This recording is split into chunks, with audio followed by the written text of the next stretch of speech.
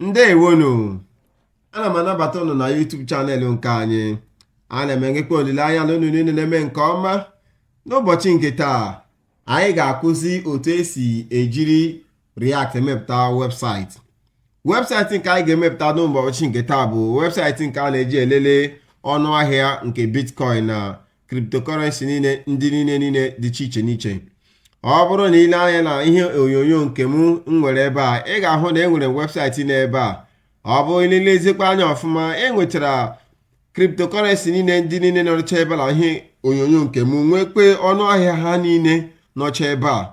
Ihe bụ webụsaịtị nke anyị ga-eji React emepụta nke taa. Werekwa ihe a na-akpọkwa API.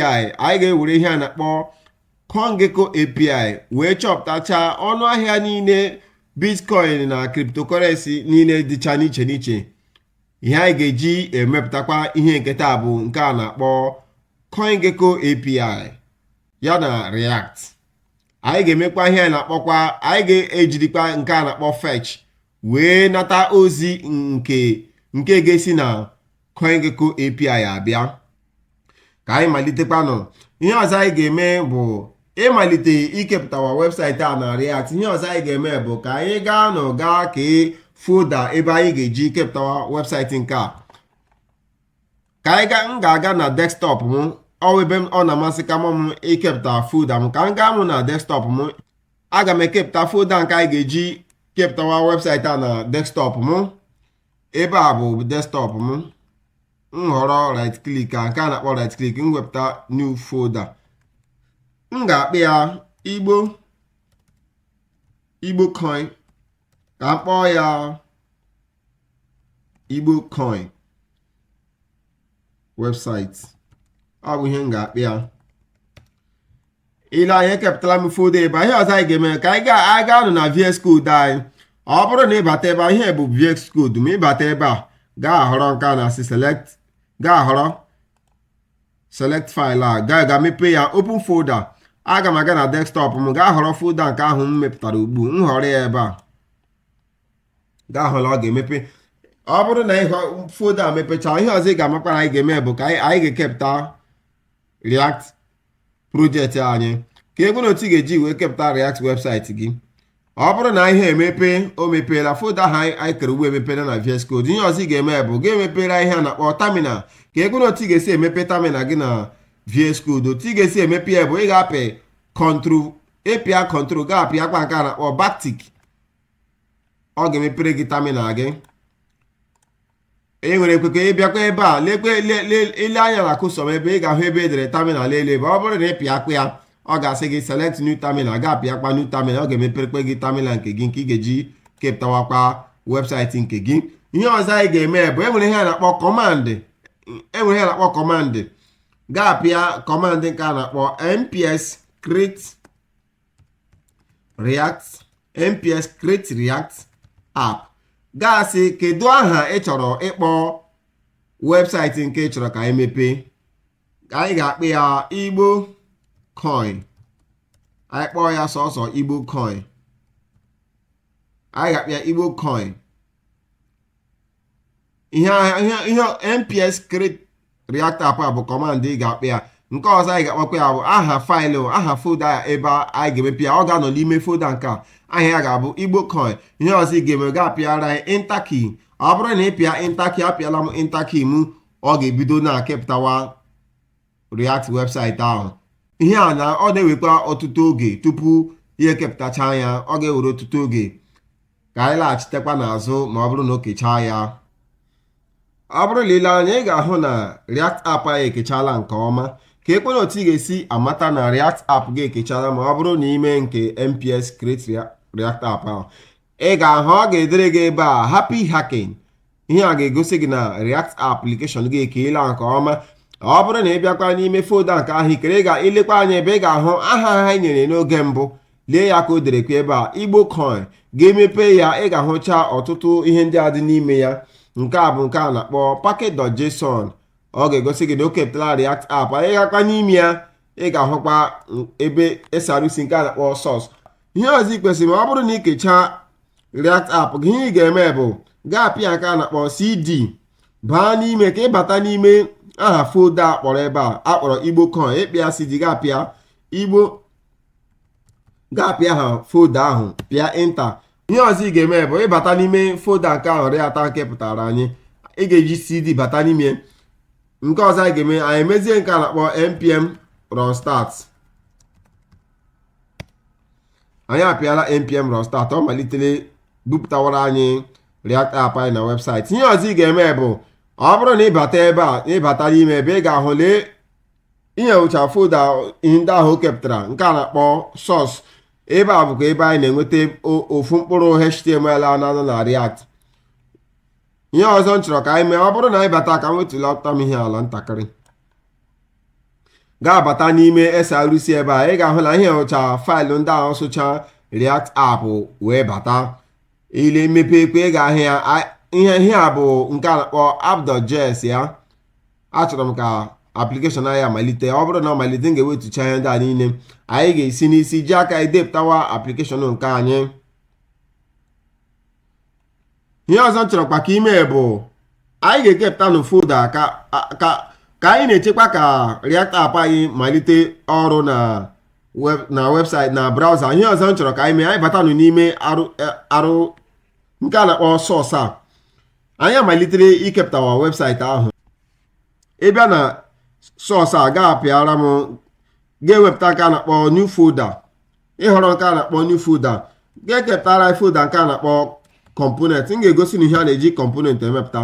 Ọ bụrụ na ikepụta nke a na-akpọ component bụ ebe anyị ga-ekepụta ọtụtụ component niile anyị ga-eji wee rụọ ọrụ na ime app.js. Ị bịa n'ime component ọ ga-amasị m ka anyị kepụta component dị ụzọ abụọ. Anyị ga-ekekpa css faịlụ ha dị iche n'iche. Nke ọzọ m ga-achọ ka anyị kepụta bụ nke a na-akpọ header.js. Anyị kekpa nke a na-akpọ coin.js. Kepụtakwa faịlụ nke a na-akpọ coin.js. Ka anyị kepụta na css faịlụ ha niile. Nke ọzọ anyị ga-akpọkwa ya header.css. Chetakwa na React app anyị ka na-amalitekwa. Nke ọzọ anyị akpọkwa ya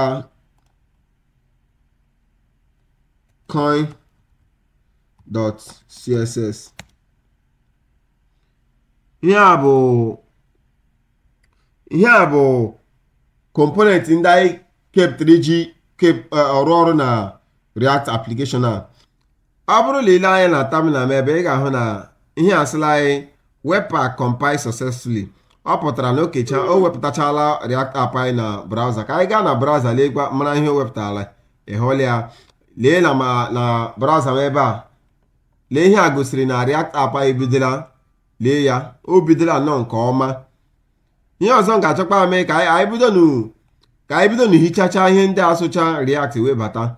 Anyị ga-aga na app.js. Anyị gaa n'ime app.js ka anyị wetucha ihe ndị ahụ niile so React webata. Aga m apịa ebe a ka m wetucha ihe ha niile. Ewetuola m ha niile. Ihe ọzọ m ga-eme ka ọ ga-amasịkwa ka m mmegharịa aha ihe a. M ga-akpịa coin app. Ọ bụ ihe m ga-akpịa. Nke ọzọ bụkwa ka m ga-ede m obere ihe n'ime ebe a ka m mara m ka m tige nke a na-akpọ ka anyị tige nke a na-akpọ fragment. Achọrọ m ka anyị webata ihe n'ime fragment.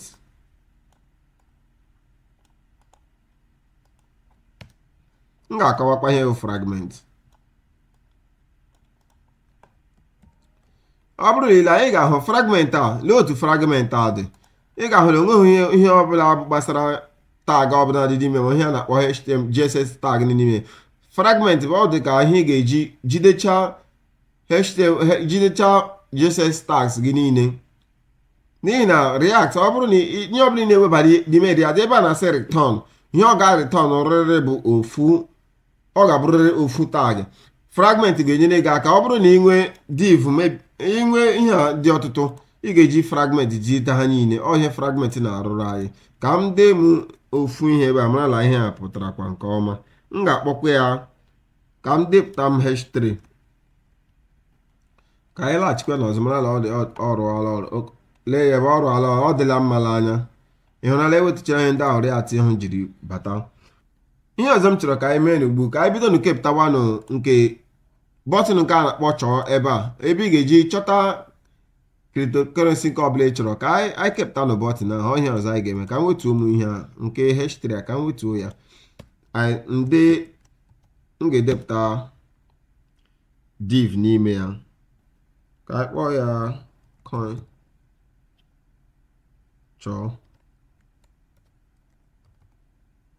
ma ọ ka anyị kpịa chọọ coin.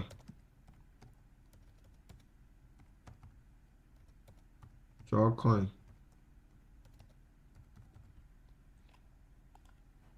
Coin bụ ihe na-akpọkwa ya n'Igbo wee ego mkpụrụ.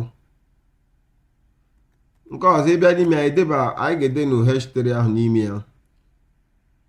Nke ọzọ n'ime ebe anyị ga-enwekwanụ fọm ebe anyị ga-etige ihe a na-akpọ search button n'asụsụ oyibo. Ka anyị debata nụ fọm n'ime ebe a ka anyị marakwanụ chọpụta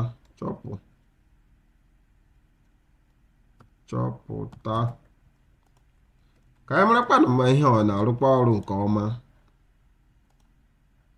Ọ nọ ebe a, ọ batala ebe a, ọ batala. Ihe ọzọ anyị ga-eme bụ anyị ga-ebidokwanụ haziwanụ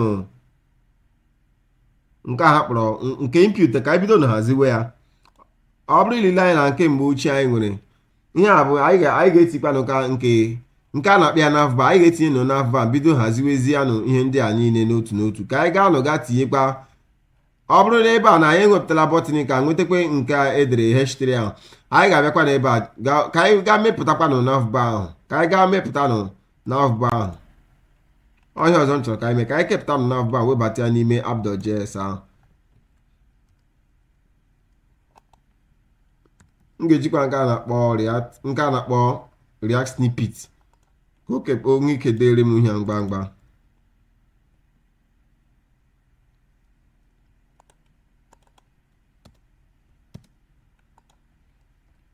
Nke m ga-akpị ya, m ga-eji nav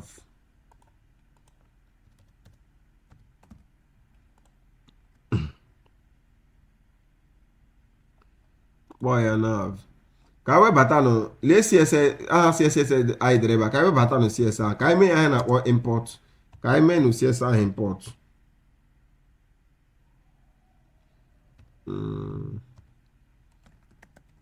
Chetakwa idezi ahịa ọfụma. Ọ bụrụ na idezighị ahịa ọfụma ọ ga-enye gị nsogbu. Otu ọ dị ebe anyị webatala m CSS ahụ, anyị nwere ike anyị dewazia CSS ọ ga-arụzi ọrụ n'ime ebe a. Ihe ọzọ a chọrọ ka anyị mekpenụ bụ ka anyị bido n'ude aha, ka anyị depụtanụ nke header ahụ. Aha anyị ga-enye aha, anyị ga-akpị ya navbar. Nke ọzọ a ga-anọkwa n'ime div.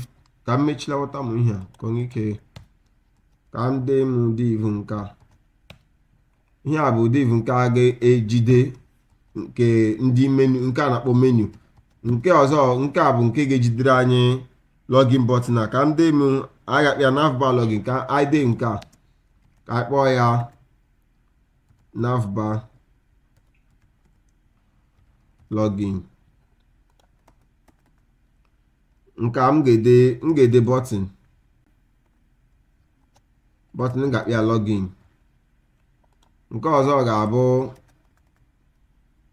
ka anyị deenụ ụmụ oriri ihe ndị a ka anyị depụta na ya. Gịnị ka anyị ga-akpọkwanụ ya? Anyị ga-edenụ ul n'ime ya. Chetakwa ul, ịma ihe ul bụ nke a na-akpọ unordered list. Anyị ede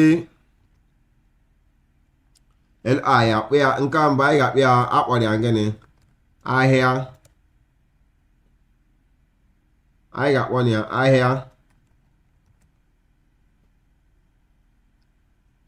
ahịa ma ọ ga akpọ ya market cap. Otu ọha ọ dị na nke mbụ ahụ, market cap.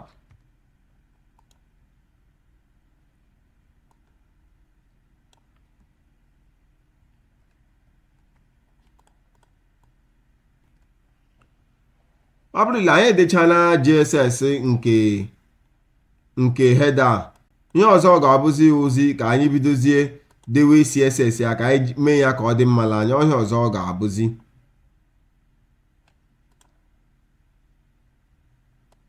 chọrọ iwetara otu ihe ala obere ka anyị webata nụ header ka anyị webata ya n'ime app.js. Ọ bụrụ ịbata n'ime app.js ebe a ga-abịa n'elu ebe a webata ya. Ile ihe ị ga-ahụ na ihe a bụ aka fragment ga-enyere anyị, ga-eme ya ihe a na-akpọ import.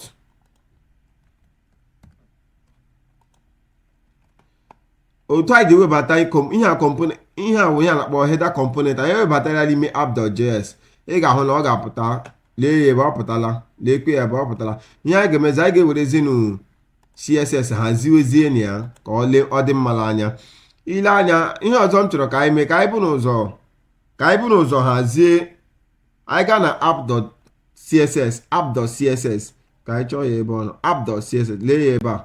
Anyị ga-ewetucha n'ihe ndị a niile n'ebe a ka anyị denu nke anyị. Ihe bụ ndị nke React jiri wee bịa. Ihe ọzọ m chọrọ ka anyị mee bụ nke a na-akpọ universal selector resect. A na-akpọ ya resect na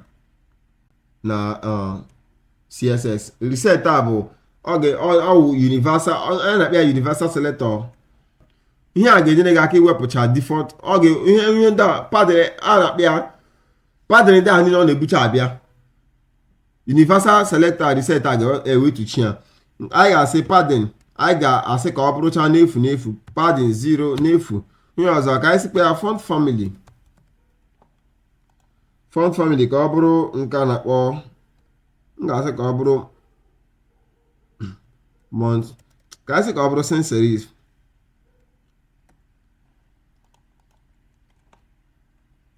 Nke ọzọ ka anyị nyekwana ya background, anyị nye body ya background color. M ga-asị ka ọ bụrụ background color, ka ọ bụrụ nke a na-akpọ, ihe a bụ color nke m ji eme background color ya. Ị hụrụ ya legbuo, ihe a background color anyị nwere ebe a na nke anyị nwere ebe ọ pụtala. Ka m laghachite ebe ihe a bụ background color ka ha nwere ebe a, ọ batala. Ihe ọzọ m chọrọ ka anyị mee bụ ka anyị bido haziwecha ihe ndị a niile ka ọ dị mma n'anya.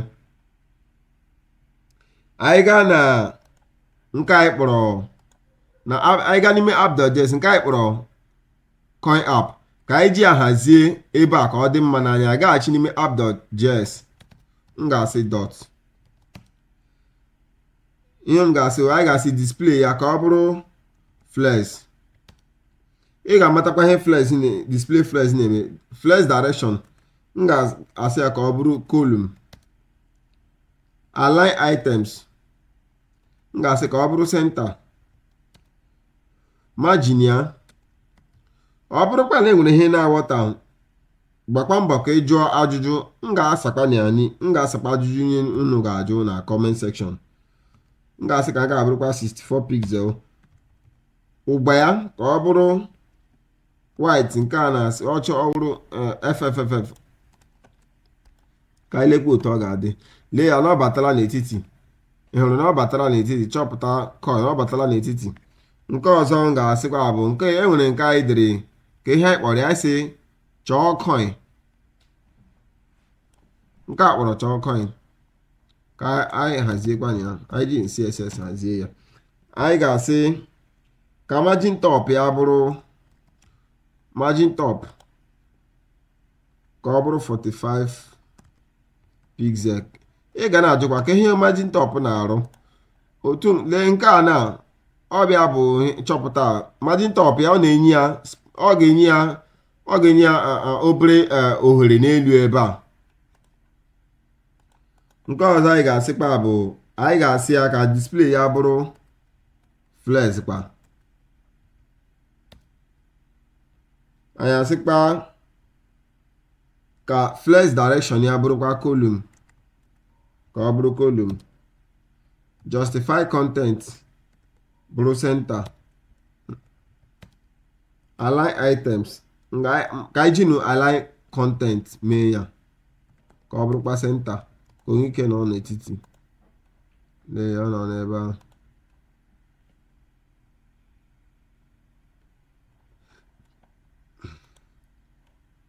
nke ọzọ bụ nke a na-akpọ context. ka a haziekwanụ nke a kpọrọ context. ka m ga-achị m na ihe app.js ahụ, ka ọ bụ ka anyị bụ n'ụzọ mezie nke navbar nke ga-adịdị m ime ugbu ihe m na-achị m ka mara m ka anyị ga-emebu ugbu. ka anyị menụ nke context, ka anyị nye ya class, ka anyị nye nke a class of context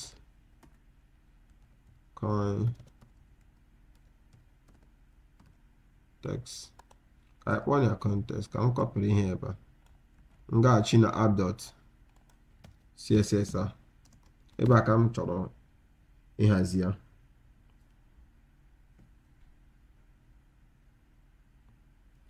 m ga-asị nchi ime otu ihe a ga-esi ya ama m, ka m nya margin bottom, m ga-asị 20 pixel oyibo, edekwala n'asụsụ Igbo.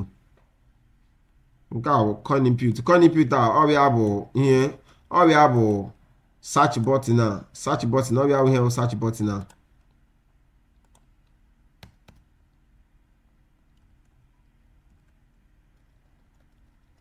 echezuola m ide ihe dot coin input a. lee ihe ọzọ m chọrọ ka eme, ile anyị ga-ahụ na ọ dị ntakịrị. achọrọ m ka anyị nye ya padding, na anyị nye ya padding, anyị nyekwa ya width, anyị ya height, nyekwa ya border radius, nye ya background color. ọhịa m chọrọ ka anyị mee ya ugbu ka onye ike ma mmala anya. anyị ga-asị padding left. nke ọzọ anyị ga-eme bụ anyị ga-eme ka ọ dịkwa ka otu nke a ga-enye ya background color. ọ bụrụ na ịchọ iji linear ime, enwere ihe a na-akpọ linear gradient nke ga-enye agba ahụ. ile anyị enwere otu agba ihe a na-akpọ color n'asụsụ Igbo, enwere otu ọ dị ebe ịhụrụ nke a na-acha obere, ịhụrụ otu nke a na-acha, ọ dị iche ka ị ga-eji ihe a na-akpọ background image mee ya, nye ya linear gradient. n'ime linear gradient ya, ahọrọla m agba m chọ iji na-eme ya. ka anyị lee na ya mara otu ọ ga-adị. ịhụrụ ya, ọ dịla ka nke anyị nwere ebe a. lee ya, ọ maala mmala anya. ịhụrụ ya, ọ maala mmala anya. ka anyị sịkwanụ ka anyị nye ya ọgba kọlọ, nke a na-akpọ kọlọ. anyị ga-asị na ka kọlọ ya bụrụ itu. ọ ga-achọtawa ka ọ dị ka ihe ma. nke ọzọ anyị ga-eme bụ ka anyị dịkwa nke a na-akpọ coin input a.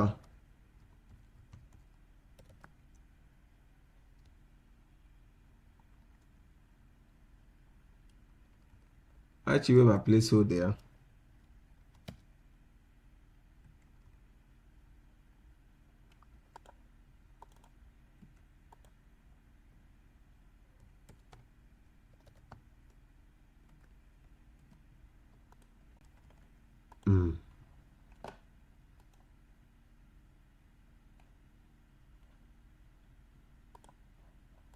ka anyị gaa n'ihi oge, ka anyị gaa mezienụ navbar ahụ. ka anyị were header.css meekwa ihe akụ ọ dị mma n'anya. anyị gaa n'ime header.css bido kepụtara ya.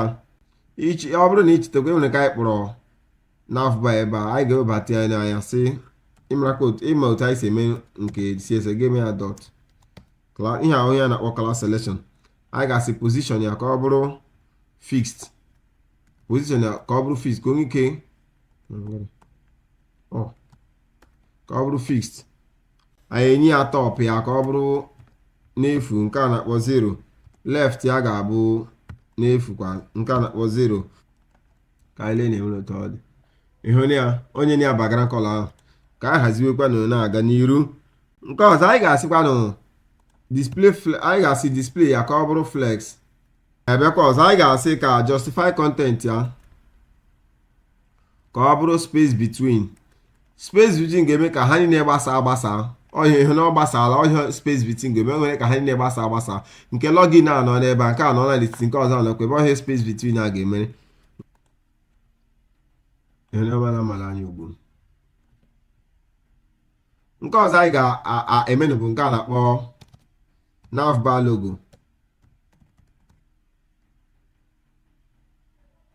logo anyị ga-asị ka font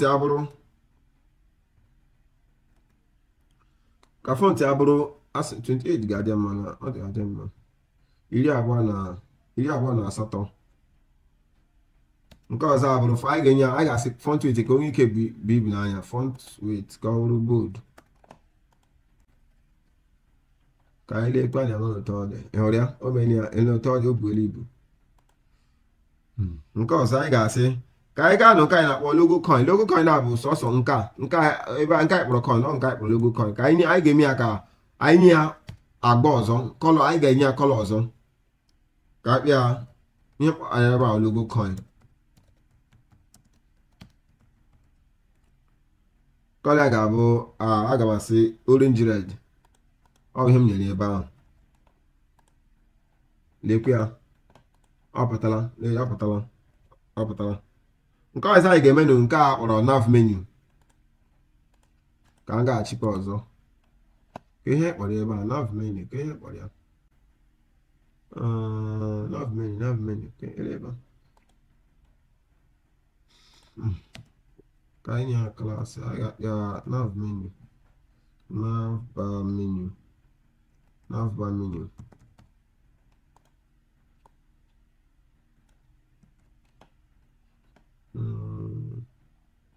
ka ebe anyị m ga-abata n'ime ebe si header ebe navbar menu m ga-asị ka display ya bụrụ ka ọ bụrụ flex ịhụ na flex anyị eme ka ha niile nọ na rol ya nke ọzọ anyị ga-eme bụ nke ọzọ m ga-achọ ka anyị mee ka anyị gaa mezie ihe a enwere obere nsogbu niile ka anyị gaa mezie enyi anyị ga-aga na anyị gaa n'ime header.js ga-ewepụta ihe a aha klaasị anyị tinyere ebe a tinye na nke div ya ebe div kọntena ya ahụ ga-etinye na div kọntena ya anyị ga-akpị ya class name ga-etinye na menu ahụ ga-akọpịrịkwa ya ịkọpịrị ya ga-abatazie na ịbatazie n'ime header.css ị ga-ahụ na anyị bidoro na mbụ ga-ahụ ka m hụ otu ọ ga-adị ga-etinye klaasị ya ga-etinye ya flex ihe otu ọ dị ugbu na ihe ọzọ m chọrọ ka anyị mee bụ ka anyị bido mezienụ nke ul ya anyị ga-akpụ ya ka anyị mechilawata ihe ndị a mara sọsọ nke a ka anyị na-eji arụ ọrụ ul anyị ga-asị list style ya lee ihe list style ga-arụ bụ anyị ga-asị none ọ ga-ewetụrụ ihe ndị a ofe ọ ga-ewetụcha ihe ndị a ihe list style a na-arụ ka m save ya ịhụrụ ya ọ pụọla nke ọzọ m ga-asị bụ ka anyị si ya display ka bụ ka ọ nọ ofu line anyị ga-asị ka ọ bụrụ flex dekwe ya ịhụrụ ya baala ugwu m ga na-agba mgbamgba maka oge nke ọzọ m ga-asị ka anyị nye ya margin nke ọzọ anyị ga-asị ka anyị mee nke a na-akpọ li ya li ya bụ nke a na-akpọ list lee ya ebe a nke a na-akpọ list items na asụsụ oyibo ọhịa na-akpọ asụsụ oyibo list items ọ na li ọbịa ka anyị ga-astaịlị n'ugbo anyị ga-asị ka anyị nye ya margin right ka anyị kpọọ ya 20 pixel nke ọzọ anyị ga-aka anyị tiga na hover ka anyị mee hover ọ bụrụ na ihe hover n'isi ya ka onye anyị ihe a na-akpọ effect ọ bụrụ na ihe hover elekwere ka otu ga-esi eme hover ị ga-eji ihe a na-akpọ pseudo class pseudo element ga-etiga column gị si ya hover ga-ede hover ihe a na-asị ọ bụrụ na iweta nkwụsọ gị n'ihu ihe ahụ ka ihe m chọrọ ka o mee gị ihe m chọrọ ka anyị megharịa background color ya ka anyị sịrị ka ọ bụrụ anyị enwere kọlọ anyị ga-eji hashtag 552 na 6 si ịhụrụ ya, ịhụrụ bagara, ọ bụrụ na ime ihe a na-akpọ hove ị na-ahụ bagara kọl ya. Ịhụrụ ya, ihe ọzọ anyị ga-emezi bụ nke login button ahụ. Ihe ọzọ anyị ga-emezi ugbu a, anyị ga-akpọkwa ya dot. Ichetakwa ihe anyị kpọrọ ebe a, ka anyị ga-achịkwa ebe a. Icheta ihe kpọrọ ebe ahụ navbar login. Ịhụrụ ihe kpọrọ ebe a, anyị abịaghachi ebe a kpọọ ya button ka anyị hazie ya ngwa. Anyị ga-enye ya bagara kọlọ. Anyị ga-asị ka ọ bụrụ white f #fff.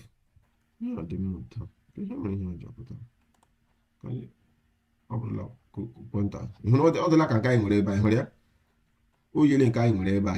Ịhụrụ ya kịta, oyele ihe anyị nwere ebe a. Ka ihe enwere ihe nọ ebe a. Oke nke a about us. Ịhụrụ ugbu, ịhụrụ ụtọ oyele nke anyị nwere ebe a. Ihe ọzọ anyị ga-eme na iwebata ihe API ahụ. Ka anyị ga-adekwe about us maka anyị about us. Ịhụrụ ugbu, ịhụrụ ụtọ ọ dị oyele nke anyị nwere ebe a. Ịhụrụ ya. Ihe ọzọ m chọrọ ka anyị mee n'ugbu na bụ iweba, anyị gazie elu na ka anyị mee n'otu a ga-esi ewebata ihe ọgụgụ, ihe ọnụahịa niile nke cryptocurrency niile ndị ahụ dị iche iche. Ka ebụrụ otu ga-esi mee ya. Chetakwa ihe m kwuru na mbụ, anyị ga-eji nke a na-akpọ CoinGecko API wee mee ya. Ka anyị malitekwanụ. Ihe m ga-eme bụ m ga-agaghachi na chọrọ na-eche otu m ga-esi eme ihe a ka ọ gbaa ngwa.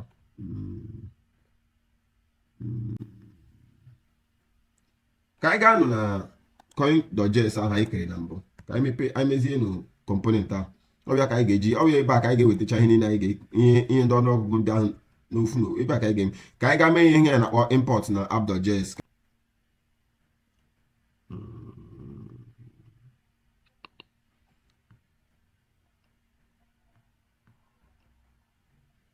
Ka m bata n'ime app.js a. Ebe a na m chọrọ ka m mee ihe import. Ihe a nwere export. Onye mere ga-apụta ga nwere export. M chọrọ ka m mee import n'ime app.js. Ihe nwere ga-apụta ga ka m mepee ọzọ. Ị họrọ ebe a, ọ ga-emere gị automatic import. Lee ebe ị hụrụ emere import. Ka anyị lee anya na marakwa otu ọ ga-esi ezi na, ka anyị mara otu ọ ga-esi ezi na. Ị hụrụ ebe ozile ebe a, ihe o gosiri na import anyị arụọla ọrụ. Ihe o gosiri anyị. Ka ekwe ihe ọzọ anyị ga-eme na ugbu na m chọrọ ka anyị malite mmepụta nke API. Ka anyị ga weta ihe a na API anyị. Ka anyị kee na ihe a na-akpọ ustate. Anyị ga-eke ustate abụọ. Ka anyị ga-eji ejide ozi anyị ga-enweta na API anyị na nke ọzọkwa. Anyị ga-eji eme ihe a na-akpọ search change. Anyị kpọọ ya cause nchọ ide ustate.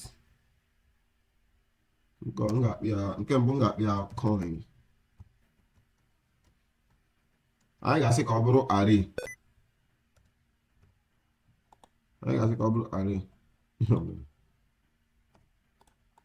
Anyị kekwe nke ọzọ, anyị ga-eke ustate nke ọzọ. Nke ọzọ ga-abụ ka anyị kpọọ ya search.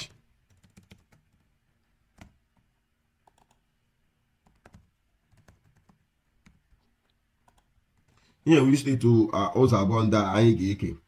Ihe ọzọ anyị ga-eme bụ ka anyị kepụta na ihe a ga-aga kpọrọ ihe ga-aga API ya, nke anyị kepụta na koodu nke ga-aga ara ya ozi na API ga-wetara anyị ọnụọgụgụ Bitcoin niile dị iche iche. Anyị ga-ekepụta ya n'ime ustate. Anyị ga-eme ka ọ nọrọ anyị n'ime use effect. Eme ihe a na-akpọ React ka aka na-akpọ use effect. Ka ekpe ihe use effect na-arụ.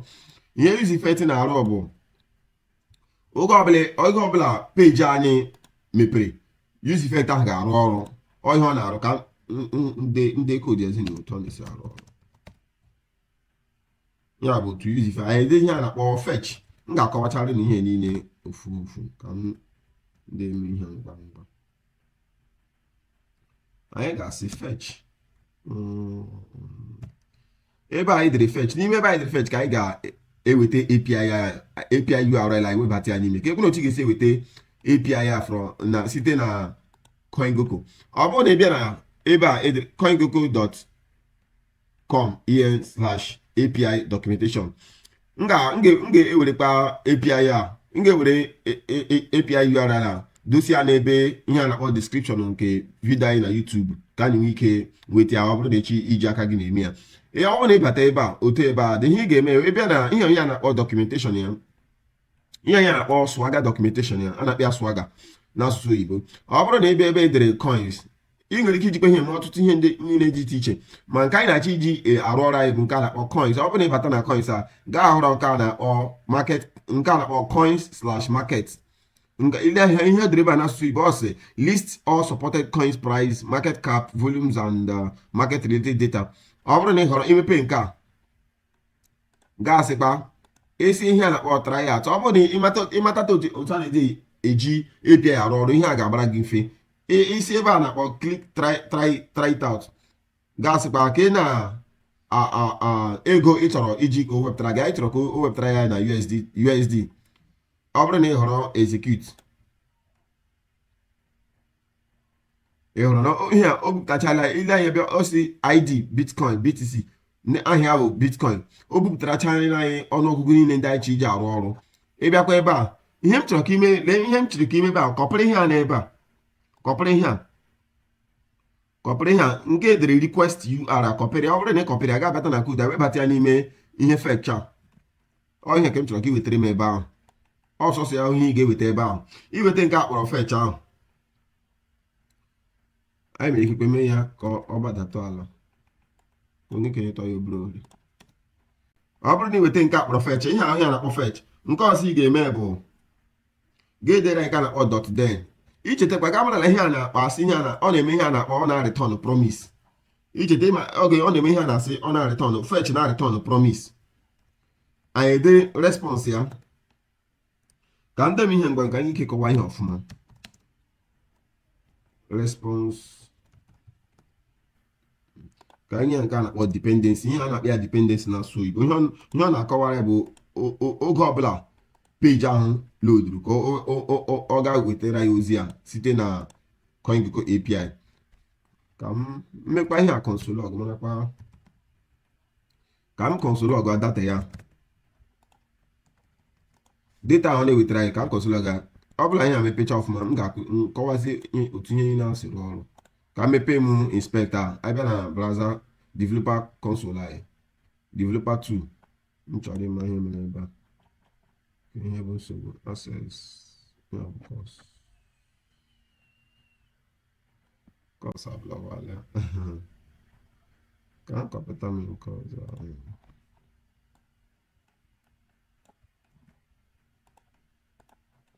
Enwere na-akpọ course error.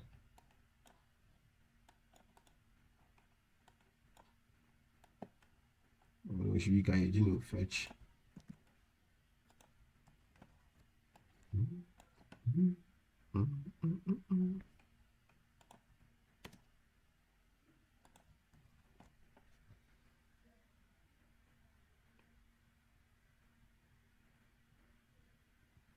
Ọ bụrụ na ile anya, ị ga-ahụ na ewepụla m ihe course error ahụ. Course bụ ihe na-akpọ cross origin resource sharing. Ọ bụrụ na echi weta ozi site na API nke a na-akpọ third party API, ọ na-enwe kama course error. Ọ bụrụ na ị na-eji API ahụ na-emepụta application na nke a na-akpọ client side, ọ ga-enye kama nsogbu. Ma ọ na-adịrị mfe ma ọ bụrụ na echi ije emepụta na server side wee ebe ga-enye gị ohere iji etiba course rules, course policy gị. Ma ọ bụrụ na ị bịakwa na nke otu m si mezie ihe a bụkwa, ọ bụrụ na ị bịa na CoinGecko API guide a, ị ga-ahụcha ebe ha debatachara nsogbu niile ị nwere ike inweta ma ọ bụrụ na ịchọ iji CoinGecko gị emepụta application. Ebe a bụ nke a na-akpọ 429 too many requests. Ilekwa ya edere ebe a, lee ya ebe ọ si too many requests. Ị ga-agbakwa mbọ lezie anya otu ị ga na-esi na-eziga ozi na API ya ka ọ ghara inye gị nsogbu. Ka anyị malitekwanụ gakwa na koodu anyị ọzọ. Ka anyị sikwa na ihe mere na koodu anyị. Ihe mere bụ enwerekwa API nke ọzọ nwere ike iji emekwe nke a na-akpọkwa CoinStart. Nke ọ bụghị nke CoinGecko. Nwere ike ijikwa nke a na-akpọ CoinStart wee wetakwa ozi nke ga-enye gị ọnụọgụgụ niile gbasatara cryptocurrency niile dị iche n'iche. Ihe ọzọ anyị ga-eme bụ ka anyị malitekwanụ ka anyị sikwa na ile anya ebe a, m na-achọ ime console log ozi anyị nwetara na CoinGecko a. Lee ilebe anya ebe ha na ihe o nyere anyị 20. O zichala anyị ihe o nyere anyị ozi nke a na ihe o nyere anyị nke a na o nyere anyị ozi niile ndị a si na CoinGecko pụta. Ihe a na-arụ izi fes, ihe na-arụ oge ọbụla peji ala oduru, ọ na-eziga ozi na CoinGecko API wechiterekwa anyị ozi anyị ga-enweta na CoinGecko API nke anyị na-eweba n'ime setcoin anyị. Chetekwa na setcoin anyị bụ use state nke anyị tinyere ebe a. Use state ihe ị ga-eji ejide aka, ihe ị ga-eji ejide aka na ozi ị ga-enweta site na CoinGecko API. Ihe ọzọ m chọrọ ka anyị mee, ka anyị gaa mezicha ihe nke coin.js component a, ka anyị gaa kepụtacha ya, mụrụ otu ọ ga-adịkwa mma n'anya. Ka m mepee m ihe ka onye ike na-enwetu nka. Ihe m chọrọ ka anyị mee na ka anyị depụta ihe na dịka tebụl, but nke anyị ga-eji tebụl anyị mepụta ya, ka anyị depụta na ya lekwa otu ọ ga-adị. Ka ọ bụ ka anyị bụ n'ụzọ mee ihe anyị na-akpọ ka anyị keso nka div nke anyị ga-akpị ya class. Anyị nye ya class nke a na-akpọ coin container.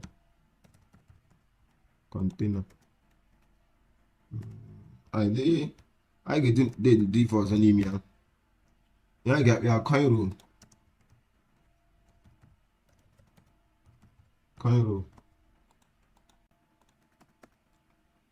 Nke ọzọ anyị ga-ede div nke ọzọ anyị ga-akpọ n'ime, anyị ga-akpị ya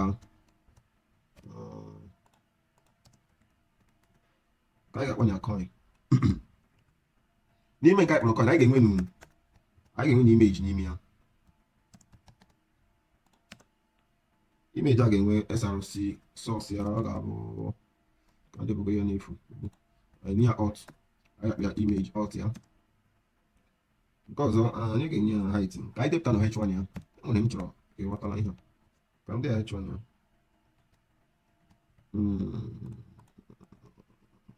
Ọzọ ga-apị ite aga ka m decha ihe. Enwere ihe m chọrọ ikuzi n'ahịa. Klasị ya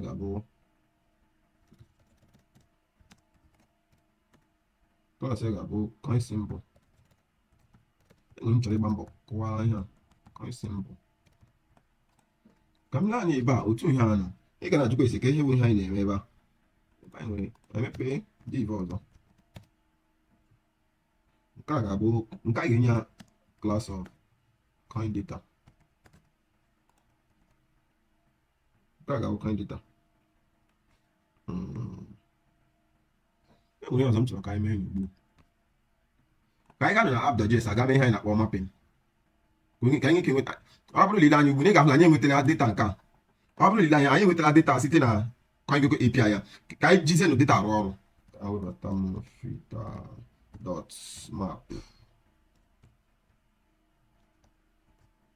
na-abịa coin index ya.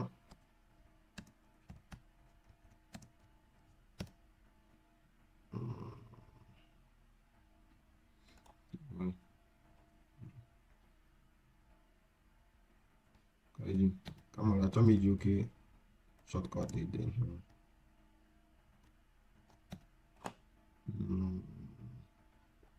Ihe a ka enwere m chekọwa ebe a ka m dee ihe ngwa nwee ike kọwaa ihe ọfụma.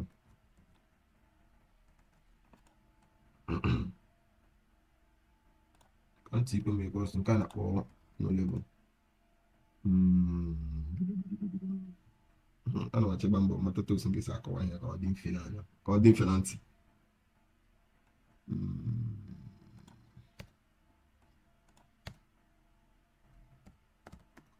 Key ga-abụ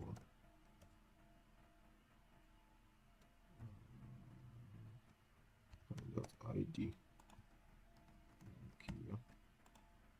Nke ọzọ ga-abụ name. Na-ele n'anya na-agbaba nke niile anyị ị ga-aghọta ihe niile mmeghe ebe a. Ka m mechaa ihe ga-aghọta ihe niile mmeghe. Nke ọzọ ga-abụ price. Nke ọzọ ga-abụ coin current price.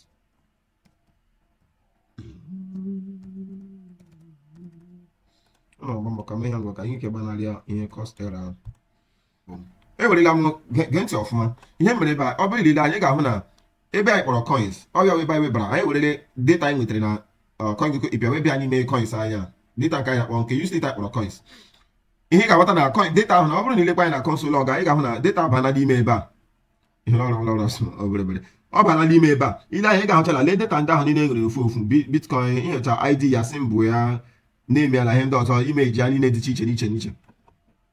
Ọ bụrụ na ị bịa ebe a, ihe mere ebe a bụ anyị sịrị data ka anyị na-enweta na CoinGecko, anyị eme ihe na-akpọ mapping a ga-ego wechitere anyị ofu data ndị a n'ime ọ ga-arị 20. Ọ ga-ewechitere anyị ndị a niile ofu lecha anyị otu o si gụọ ọnụ, ọ ga-ewetachitere anyị ndị anyị ofu.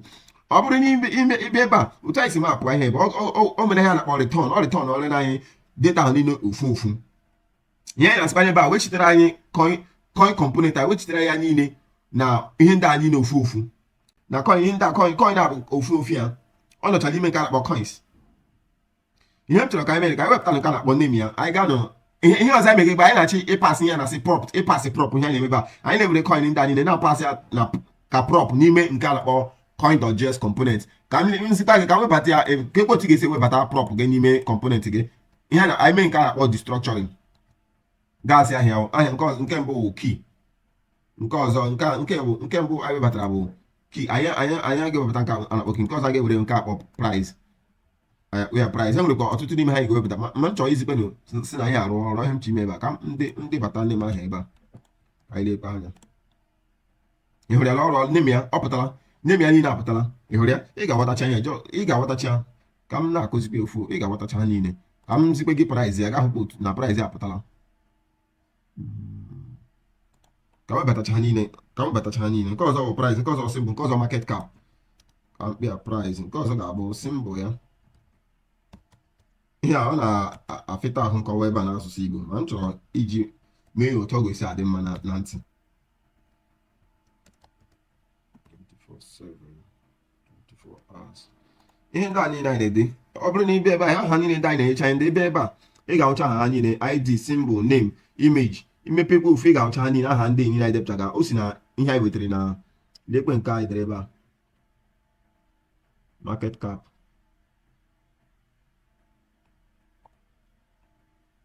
Ihe ndị a niile sichara ndị anyị wetachara na CoinGecko API ya price change 24/7. Lecha ha niile sicha ebe ahụ bata, o sicha ebe ahụ batacha ha niile.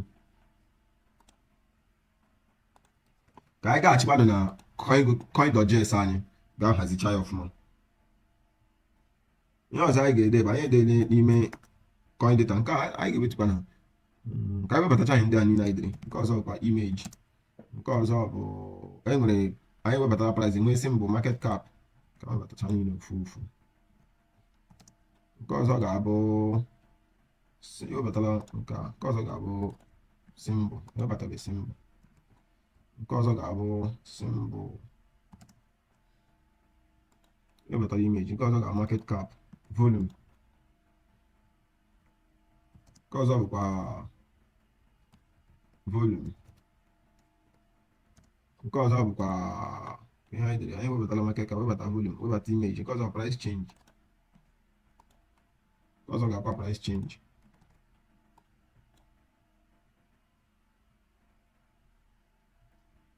Oge ihe ọzọ nke anyị ga-ede anyị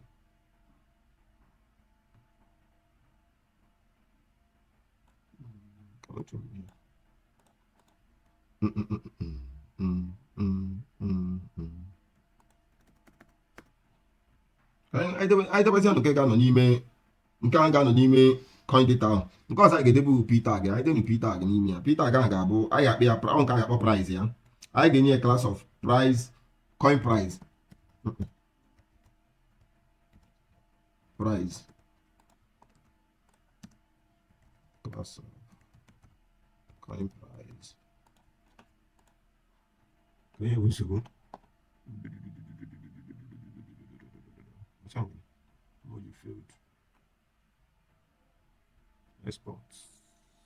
Market cap. Okay, market cap. How the audios are very better. Market cap. Audios are market cap. Audios are very better. I am so yeah. Ọdịla mma. Price ya batala. Onye price ahụ abatala. Nke ọzọ ga-abụ nke volume. Ilekwa anya ị ga-ahụ na agbala m mgbamgba depụchata koodu ndị ahụ maka oge. Ihe ọzọ ka nkọwarakwa n'otu koodu. Ile anya ebe ị ga-ahụ na anyị nwere nke a na-akpọ anyị nwere coin rule ebe a. Coin rule a ọ ga-ejidecha koodu niile aga nọ n'ime ebe ahụ ga-ewepụtacha ọnụọgụgụ cryptocurrency ndị ahụ niile. Nke a bụ nke anyị dere na mbụ.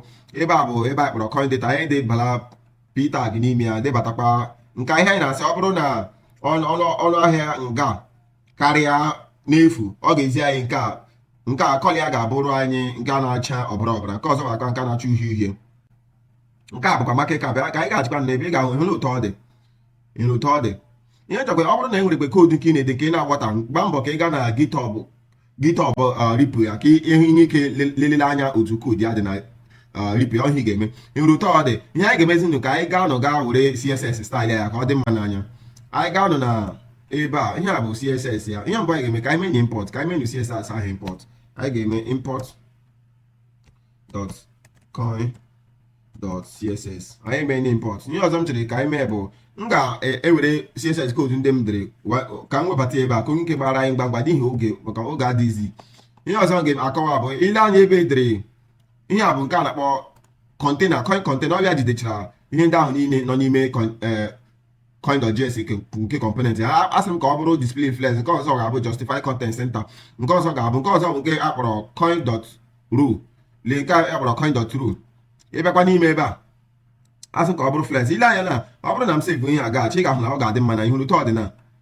ịhụ na ewerele m CSS style ihe ndị anyị na ọ dịla mma n'anya. Ihe ọ maka oge ka m ji mee ya ka ọ gbara anyị mgba. Ile ị ga-ahụkwa ebe edere flex direction ka ọ bụrụ ru. Nke a bụ coin.h1 ya. Coin.h1 ya bụ nke a, ọ ya bụ nke n'ime ya. Ilekwa anya, ị ga-eji aka gị gaa na repo anyị, ji aka gị matacha otu anyị si mee ihe CSS ya. Nke ọzọ m chọrọ ime bụ ihe enwere ihe na-anaghị arụ ọrụ ebe ọfụma. Ọ bụrụ na ị bịa saachị arụwabeghị ọrụ. Achọrọ m ka m kọwa otu saachị asị, ka m dị koodu saachị ya na-asị arụ ọrụ, nke anyị na-akpọ chọpụta. Ọ bụrụ na ị bịa, nke mbụ m chiri ime, ọ bụrụ na ị dee ihe a ka onye ike webara anyị ihe ahụ ị dere na nke u-state ya ahụ. Ka mepee ikpe m developer tool ya.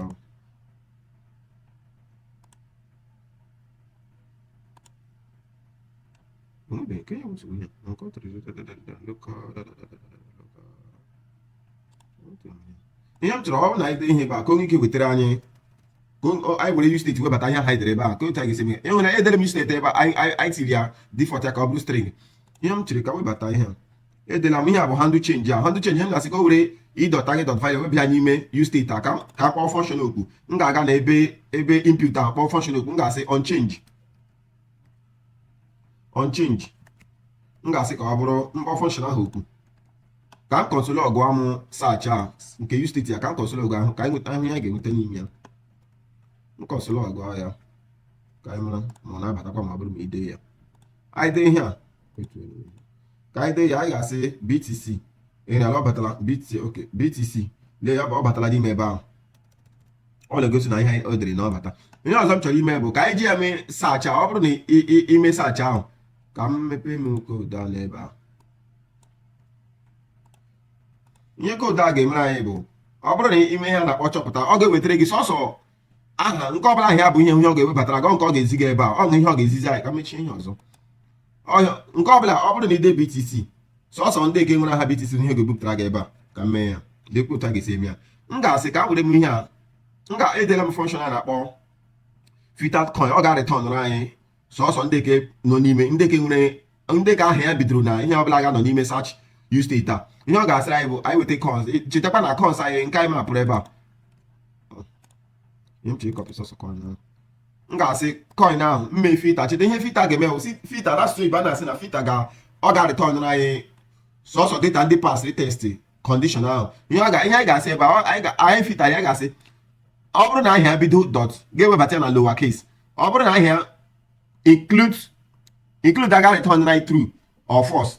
Ọ ga-asị ọ bụrụ na o mere include aha ahụ nọ n'ime aha, ọ bụrụ na aha coin ahụ mere include o mere include ihe anọ n'ime search ahụ, include search anyị webịa n'ime dot lower case. Ọ bụrụ na o mere include, ọ bịa ka anyị ga-efiltazi ka m gaa m webata ihe na filter ahụ.